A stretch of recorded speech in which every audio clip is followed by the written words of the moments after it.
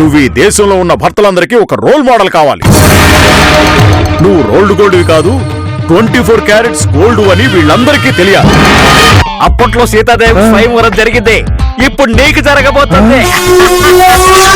మగాడు ఎంత చండాలంగా ఉన్నా ఏదో ఒక యాంగిల్లో ఏదో ఒక అమ్మాయికి నచ్చేస్తాడు. ఇప్పుడు నువ్వు ఉండబాలంగా ఎవరొక అమ్మాయికి నచ్చేస్తావు. ఆ అమ్మకు నువ్వు నచ్చినట్టు. అయ్యే బాబోయ్, ఆవిడ సుపరిచితురాలు కాదండి బాబు, గొప్ప అపరిచితురాలు. చౌదరి గారు మీరు అలా అనకండి.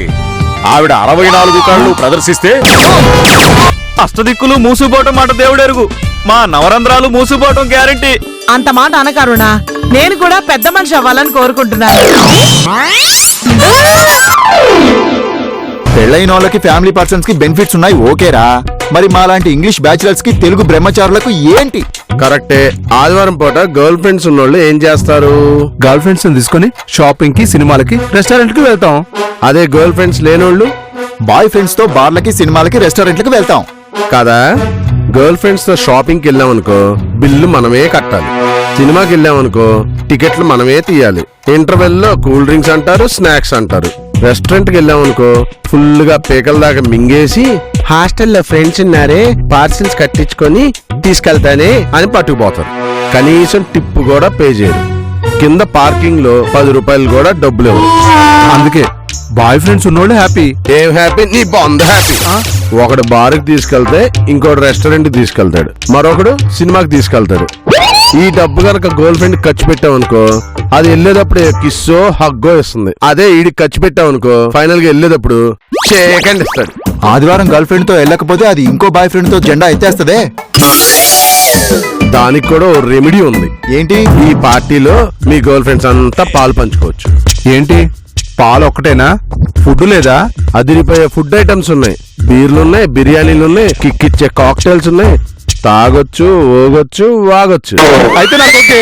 నాకు డబుల్ ఓకే. నాకు ట్రిపుల్ ఓకే. ఏంటి నువ్వు కూడా పార్టీ ఇస్తానని చెప్పావా? అవును, వాళ్ళ బాయ్ ఫ్రెండ్స్ ని గర్ల్ ఫ్రెండ్స్ ని కూడా తీసుకురమ్మని చెప్పాను. వాళ్ళంతా ఎందుకురా? ఎందుకంటే ఎంత ఎక్కువ మంది వస్తే పార్టీ అంత సక్సెస్ అవుతుందని. బాగా చేసావురా. నేను కూడా మా ఫ్రెండ్స్ అందరినీ రమ్మన్నా. మందు పార్టీ అనేసరికి అందరూ ప్యాడ్లు పైకెత్తుకొని వచ్చేస్తా ఉంటున్నారు. మందు పోయించడం ఏంటి? మందు పోయిస్తే ప్రోగ్రాం బాగా జరుగుతుందా? రైట్, మీరే చెప్పండి. థియేటర్ లో సినిమా ఫ్రీగా చూపిస్తానని బోర్డు పెడితే థియేటర్ కి ఎవడన్నా వస్తాడా? ఎందుకని? వస్తే తెస్తాడు కాబట్టి కదా. అందుకే ఈ మందు పార్టీ. సినిమాకిను మందు ప్రోగ్రామ్ కి సంబంధం ఏంటి? ఉంది. విస్కీ పోస్తా ఉంటే ఎవడన్నా రిస్క్ తీసుకుంటాడు. బ్రాందీ ఉందంటే ఎవడన్నా భరిస్తాడు. రమ్ము తాగొచ్చంటే జనం రమ్మనుకుంటారే కొందరు వస్తారు. వోడ్కా ఉందంటే జనం ఒకసారి వెళ్ళొద్దామా అంటారు. వైన్ ఉందంటే జనం లైన్ కడతారు. అవునండి, వాళ్ళకి మందు పోయిస్తేనే కదా మనం మందులు వేసుకోకుండా ఉంటాం ఈ రోగాలకి.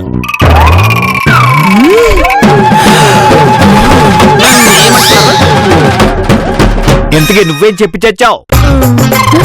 మావయ్య, మరి మేం వాళ్ళకి మధ్యాహ్నం రాత్రి భోజనాలు చెప్పాం. టిఫిన్లు కూడా చెప్పారండి.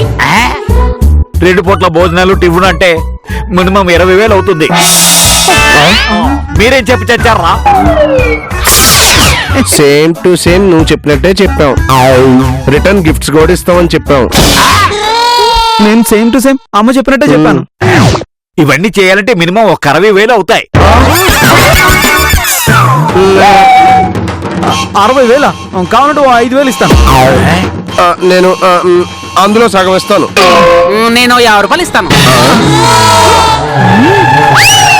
సో మనకి ఈ ప్రోగ్రామ్ కి సరిపడా ఫండ్స్ లేవు కనుక ఈ ప్రోగ్రామ్ క్యాన్సిల్ అని అందరికి చెప్పేయండి. మీరు కూడా మరి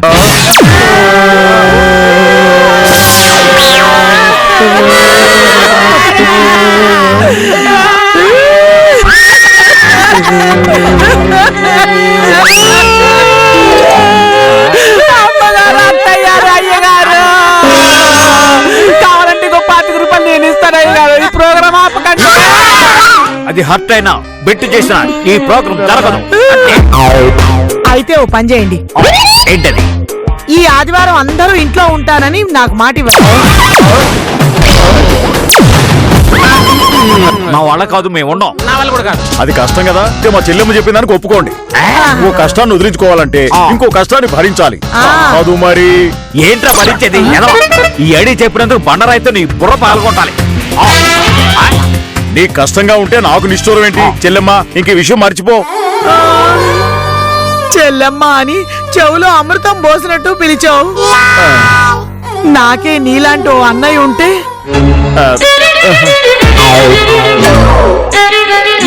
నీకే గనుక నాలాంటి ఓ చెల్లెలుంటే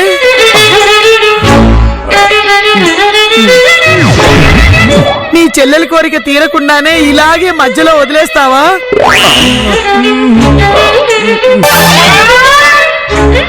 సరే, నా వంతు సాయంగా నా చెల్లెలు తరఫున అయ్యే 20,000 ఖర్చు నేను భరిస్తాను.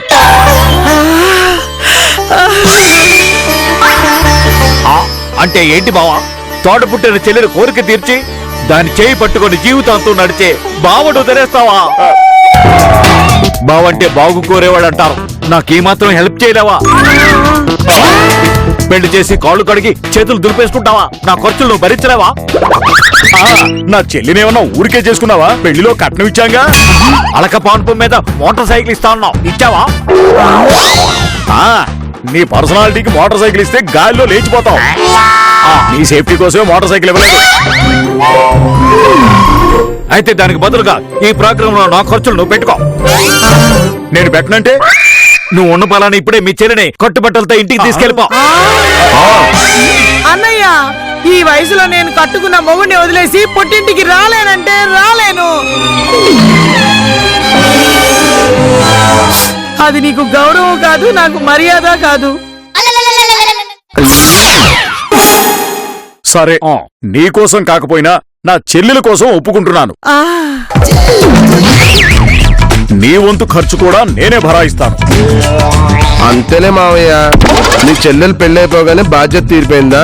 నీ పెద్దల్లుడు ఉన్నాడు, తాచిట్లా పెరిగాడు, వాడికి పెళ్లి చేయాలన్న ఆలోచన లేదు కదా నీకు? అసలు ఈ ప్రోగ్రామ్ అరేంజ్ చేసిందే ఏ అమ్మాయి నేను సెట్ చేసుకుందామని. ఈ ప్రోగ్రామే క్యాన్సిల్ అయితే ఈ జన్మలో పెళ్లి అవ్వదులే. లేదురా, ఈ ప్రోగ్రాం చేసే పూచీ నాది, నీకు పెళ్లి చేసే బాధ్యత కూడా నాది. నీ వంతు ఖర్చు కూడా నేనే భరాయిస్తానురా.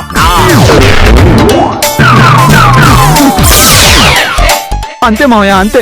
నీకు మొదటి నుంచి పెద్దలుడు అంటేనే ప్రేమ, చిన్నలుడు అంటే నీకు చిన్న చూపే. ఇప్పుడు ఏమైందిరా? సొంత మేనమామ కూతురు కదా అని నీ కూతుర్ని కాని కట్నం లేకుండా పెళ్లి చేసుకున్నాను కదా. పైగా ఓ మనవరాలు కూడా ఉంది. అవును. అరే, అల్లుడికి నోట్లో నాలుక లేదు, వాడు నోరు తెరిచి అడగలేడు.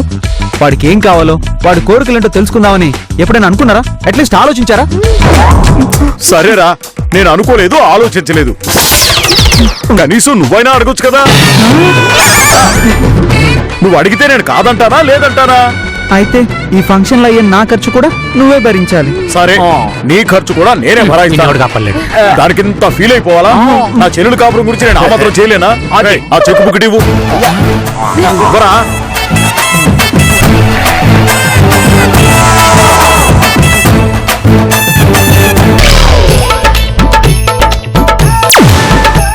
ఇదిగో బావా, 50,000 రూపాయలు చెక్కు. నాಳೆ పనులు మొదలుపెట్టు. ఇంకా డబ్బు అవసరం అయితే ఓ మిసిరి కాలు ఇవ్వు. అలాగే బావ. మిసైల్లో వాలిపోతాను. అంతే. అది పదరా. పద.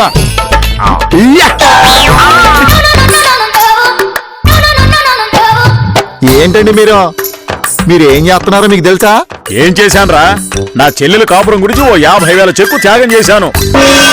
మీరు త్యాగం చేయడం కాదండి, వాళ్ళంతా కలిసి మీ రోగం కుదిరిచారు. మిమ్మల్ని ఫుల్ చేసి 50,000 నొక్కేశారండి.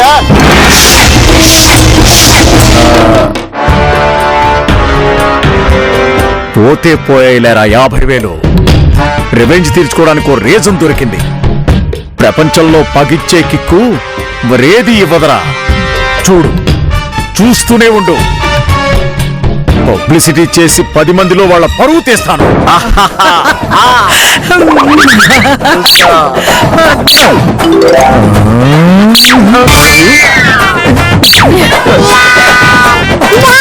అవును, గజిబిజి నా చేతి నుంచి లాక్కోవాలి కదా, లాక్కోలేదేంటి? వీడేడి? ఇప్పటివరకు ఇక్కడే ఉన్నాడు కదరా, ఇంత లోపల ఎక్కడికి మాయమైపోయాడు వీడు?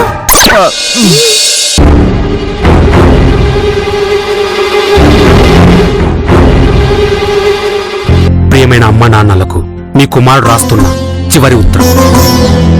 రేపు ఫ్యూచర్లో నాకు పిచ్చెక్కితే దానికి కారణం అమ్మగారు కాదు. నా మాట పడిపోతే దానికి కారణం అమ్మగారు కాదు. నాకు మెదడు వైపు వచ్చిపోతే దానికి అమ్మగారు కారణం కాదు. నా ప్రాణాలు పోయినా కూడా దానికి కారణం అమ్మగారు కాదు. ఇట్లు మీ గారాల పుత్రుడు గజపతి బ్రాకెట్లో గజ్జి బిజ్జి. అవును, నా చావు కారణం అమ్మగారు కాదని చెప్పడానికి ఈ ఉత్తరం సాక్ష్యంగా ఉంది. రేపు ఈ ప్రోగ్రాం వచ్చిన వాళ్ళకి ఏమైనా జరిగితే అప్పుడు అమ్మగారిని అరెస్ట్ చేస్తే, సామూహిక హత్యల కేసు కింద అమ్మగారు ఉరి తీస్తే అలా జరగడానికి వీల్లేదు. వీళ్ళ టీకి టిఫిన్ కి బిర్యానీకి నేను ద్రోహం చేయలేదు. అమ్మగారికి ఉరి శిక్ష పడకుండా నేను కాపాడతాను. ఇది నా ఆనా ఆనా ఆనా.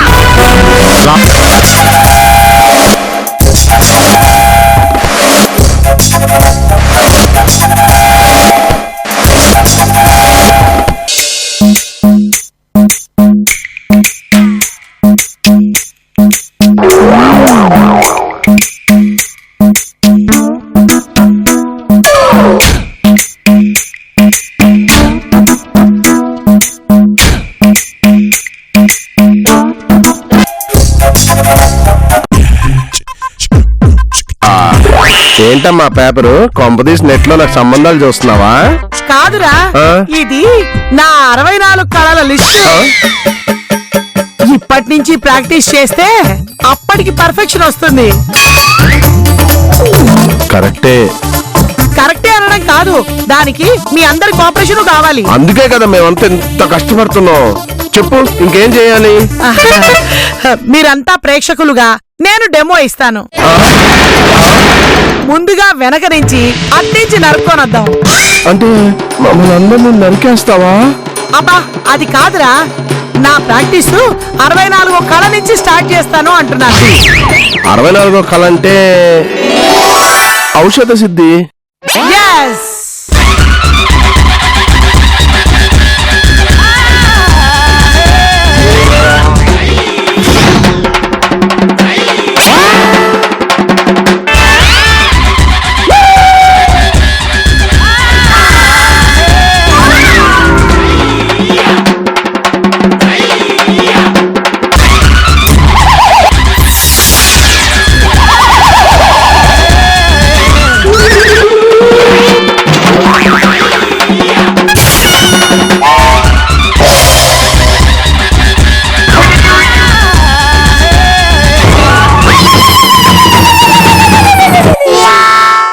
ఇదేంటి?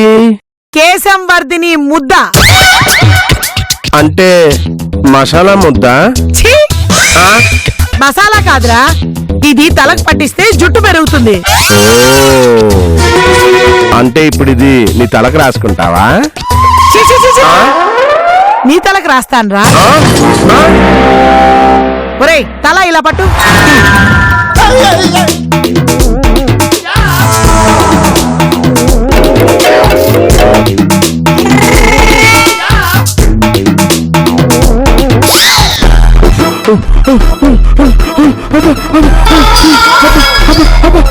మంట పడుతుంది.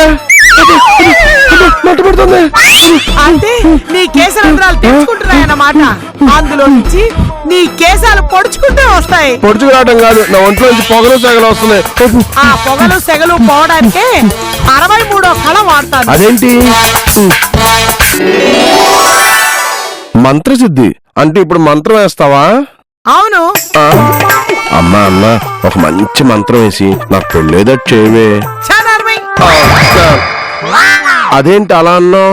రేపు టీవీలో నా ప్రోగ్రాం వచ్చాక నీకు పిల్లనిస్తావంటూ మన ఇంటి ముందు అందరూ క్యూ కడతారా.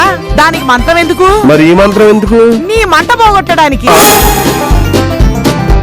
ఓం హీం క్లీం హం ఢాం. ఓం హైం హీం క్లీం జుం జుష్. హైం క్లీం జిల్. జుం జుం కాం పాం జుష్. జల జల జల వల వల వల గల గల గల దుష్.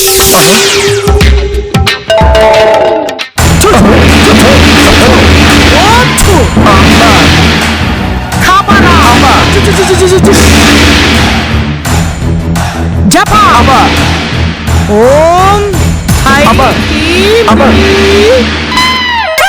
ఇప్పుడు వరకు మాడే మాడింది, ఇప్పుడు ఒళ్ళంతా మండుతోంది. విజయానికి ముందు ఇలాంటి ఆటుపోట్లు కామన్ రా.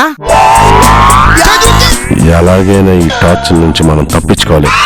అమ్మా, చంద్రబాబు నాయుడు గారి స్ఫూర్తితో శ్రమదానం చేసినట్టు, నరేంద్ర మోడీ గారి స్ఫూర్తితో భారతీయులంతా స్వచ్ఛ భారత్ చేసినట్టు, నీ స్ఫూర్తితో నీలాగా 64 కళలు కాకపోయినా కనీసం ఒక్క కళైనా నేర్చుకోవాలని ఉంది. శభాష్ రా నా కొడక, నా వారసుడు అనిపించుకున్నావు. ఏ కళ ప్రదర్శిస్తావు? 55వ కళ అదృశ్యకరణము. అంటే నీ కనబడకుండా అదృశ్యం అయిపోవటం. ఏడీడు యాదవ 2 కళలకే రెక్కలు తగిన పక్షిలా అయిపోయాడు. ఏమండి ఇలా రండి. అమ్మనయ్యమ్మా, నేను ప్రాక్టీస్ టైంలో దొరికిపోయాను. ఇప్పుడు నన్ను ఎంత హింస పెడుతుందో ఏంటో. నేను అర్జెంట్ గా బయటికి వెళ్ళాలి. విషయం ఏమిటో చెప్పు. నేను టెస్ట్ కు వెళ్ళాలి. టెస్ట్ లేదు, పేస్ట్ లేదు. ఇలా రండి. నేను చిత్రక్రియ కళ ప్రాక్టీస్ చేయాలి. మీరు కుడికాలు పైకి లేపి 2 చేతులు గాల్లోకి పెట్టి ఎడంకాల మీద నిలబడండి. అది చిత్రలేఖన కళ అవదే, చిత్రహింస కళ అవుద్ది. అబ్బా, నోరు మూసుకొని నిలబడండి, లేకపోతే మీ కుడికాలు విరగ్గొడతా. అప్పుడు లైఫ్ లాంగ్ ఒక కాలు మీద నిలబడాల్సి ఉంటుంది. దానికంటే ఇదే బెటర్. అలాగే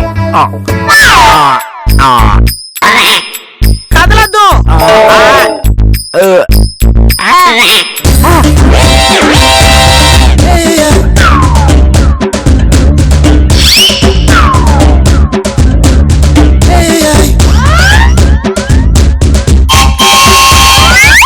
కదలకండి.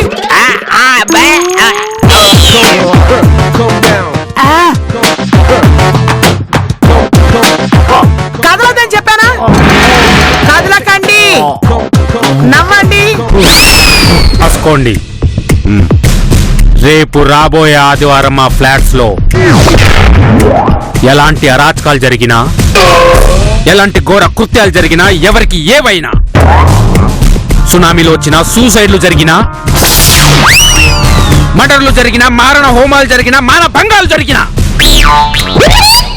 నాకు గాని, మా అయ్యగారికి గాని, మా పెద్దమ్మ గారికి గాని, మా పెద్దబాబుకి గాని, మా చిన్నబాబుకి గాని, మా చిన్నమ్మాయి గారికి గాని, మా చిన్న తల్లికి గాని ఎలాంటి సంబంధం లేదు. అవునా? ఇంతకు అక్కడ ఏం జరగబోతుంది? Follow me. Constable, follow me. Okay sir. రండి సార్, రండి రండి. అమ్మగారు, అయ్యగారు వచ్చేస్తారు. ఎవరా వీళ్ళు? మన పక్క అపార్ట్మెంట్ వాచ్మెన్లండి. పోలీసులు పట్టుకొని వాచ్మెన్ అంటావేంట్రా? కదా, కళ్ళ ముందు కాకి డ్రెస్సులు కనపడుతున్నాయి కదా. మనం పోలీస్ స్టేషన్ గడప తొక్కడం గానీ, పోలీసులు మన గడప తొక్కడం గానీ ఉండకూడదని చెప్పారా? వాళ్ళు మన గడప తొక్కలేదండి, దాటొచ్చారు. ఏండే ఏదో జోకి లేకు, పొట్టలో పూడి చేయగలరు. ఏం చేసి చచ్చావో చెప్పు. కంగారు పడకండి, వాడేం చేయలేదు. రేపు ఆదివారం ఈ అపార్ట్మెంట్ లో ఏదో ఘోరం జరగబోతుందని కంప్లైంట్ ఇచ్చాడు. ఆ ఘోరం వల్ల కొంతమంది గాయాల పాలవచ్చు, పిచ్చెక్కొచ్చు, ఏకంగా ప్రాణాలే పోవచ్చని చెప్పాడు. అదేంటో తెలుసుకుందామని ఇక్కడికి వచ్చామండి.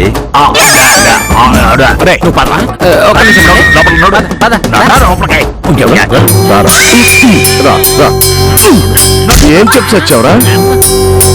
లేనిదేం చెప్పలేదండి, ఉన్నదే చెప్పాను. జరగబోయేదే చెప్పాను. ఈ ఆదివారం జరగబోయే ప్రోగ్రాం గురించే చెప్పాను. ప్రోగ్రామ్ గురించి చెప్తే వాళ్ళెందుకు అలా అంటారా? ఏమన్నారండి? ప్రోగ్రామ్ చూస్తే చచ్చిపోతారని ఎందుకన్నావురా? అలా ఎందుకన్నావురా? మరి ఎలా అనాలండి? రేపు అమ్మగారి కళా ప్రదర్శన చూసి ఎవరైనా కళ్ళు తేలేస్తే, సెల్లార్లో శవాలు లేస్తే అలా ఎందుకు జరుగుతుంది? ఒకవేళ అలా జరిగినా ముందుగా వాళ్ళకి చెప్పాల్సిన అవసరం ఏంటి? ఇప్పుడు మందు బాటిల్ ఉంటుందా? దాని మీద ఏం రాసి ఉంటుంది? తాగితే పోతామని రాసి ఉంటుంది. సిగరెట్ ప్యాకెట్ ఉంటుందా? దాని మీద ఏం రాసి ఉంటుంది? ఊదితే చచ్చిపోతామని రాసి ఉంటుంది. అలాగే గుట్కా ప్యాకెట్ మీద ఏం రాసి ఉంటుంది? నమిలితే నాశనమైపోతావు అని రాసి ఉంటుంది. ఇవన్నీ ఎందుకు రాస్తారు? అవన్నీ తాగి తిని ఎవరైనా పోతే మాకు గాని మా కంపెనీకి గాని ఎలాంటి సంబంధం లేదు అని చెప్పడానికి రాస్తారు. దీనికి దానికి సంబంధం ఏమిట్రా సన్నాసి? చాలా ఉందండి. రేపు ప్రోగ్రామ్ చూస్తే ఎవరైనా పోయారనుకోండి, మన మీదకి ఎలాంటి కేసు రాదండి. ఆయన అలా ఎందుకు జరుగుతుందిరా? ఎందుకు జరగదండి? ఎందుకు జరగదు? అమ్మగారి పర్ఫార్మెన్స్ చూసి మనం ఎన్నిసార్లు వాంతులు చేసుకోలేదు? అమ్మగారి పర్ఫార్మెన్స్ చూసి మనం ఎన్నిసార్లు మూర్చపోలేదు? అక్కడికి మీకు బీపీ రేజ్ అయ్యి ఎన్నిసార్లు బట్టలు చెప్పుకొని జుట్టు పీక్కోలేదు? అసలు మీకు హార్ట్ అటాక్ రావడానికి కారణం ఎవరు? కాదు, అటు చూడండి. పోయిన సంవత్సరం పెద్దమ్మ గారు శతావధానం చేసుకున్నప్పుడు పెద్దబాబు గారి మెదడు నరాలు రక్తం గడ్డ కట్టుకోలేదు. అప్పుడు మీరు ఆపరేషన్ చేయించలేదు. దాని సాక్ష్యం వంచండి. ఈ ఘాటు కాదు. నిజమే.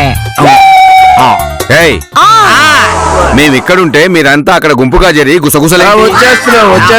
వస్తున్నా సార్. మరి గుసగుసలు కాదు, గూడు పుడ్డనే కాదండి. మా వెదవకి కొంచెం తెక్కుంది, పక్క వాళ్ళని ఇలా ఇబ్బంది పెడుతుంటాడు. నాకు కొంచెం తిక్కుంది, కానీ దానికి రేయ్, ఇంకోసారి తిక్క వేసాలేసావంటే బొక్కలో వేసి మొక్కలు ఇరగదీస్తా. దాంతో రక్తంగా కుంచేస్తావు. జాగ్రత్త. ఏమండి, మీరు మీ ప్రోగ్రామ్ ని హ్యాపీగా జరుపుకోండి. కావాలంటే వీడిని ఆ రోజు లోపల ఏమంటే వేస్తాను. అయ్యో వద్దండి. మేడం, మీ ప్రోగ్రామ్ కి మేము మా ఫ్యామిలీతో రావచ్చు. Why not? With pleasure అండి. All are invited. ఏంట్రా వాడు అమ్మగారితో నేను కూడా రావచ్చా అని అడుగుతుంటే యముడితో నేను కూడా మీతో రావచ్చా అని అడుగుతున్నట్టు. Okay madam, thank you. Sunday మార్నింగే వస్తాం. మర్చిపోకున్నారండి. తప్పక వస్తాం. పదవోయ్. ఏరా గజిబిజి, నా మీద కోపంతో పోలీస్ కంప్లైంట్ ఇస్తావా? వాడు మన మీద పగతో అలా చేస్తుంటే మన మీద ప్రేమతో అలా చెప్పుకుంటాడు. నాకు బూజులు దులిపే పని ఉంది. అరే బంతి రారా, బూచుకోడు తీసుకొని వస్తా. రేయ్, ఈ ప్రోగ్రామ్ అయ్యే వరకు గొంతు ఎత్తావంటే గొంతులో గూటం దించేస్తా. మూసుకొని మూల కూర్చో. అర్థమైందా? నీకే చెప్పేదిరా. నేను ఇంత గొంతు చించుకొని అరుస్తూ ఉంటే బుడతలు పట్టే మొహం వేసుకొని ఉలుకు పలుకు లేకుండా ఉంటావే? మీరే కదండి ప్రోగ్రామ్ అయ్యాక మాట్లాడుతున్నారు. గుడ్, ఇలాగే ఉండు. రేయ్, నేను సాధన చేసుకోవడానికి పోతున్నాను. నోరు మూసుకొని ఓ మూలను కూర్చుండు. తప్పకా.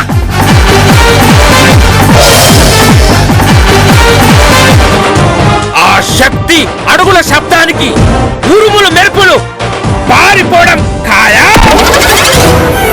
ఎవరు ఎవరు ఎవరు ఎవరు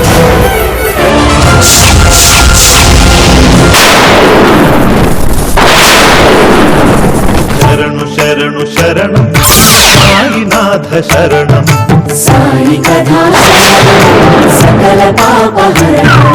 ప్రతిరూపం తన ప్రతిరూపం మృగాలకి ఇచ్చే మౌని. పెను తుఫానులే విరుచుకు పడగా తీలిన జనులు పరుగులిడగా ఆగిపోమ్మని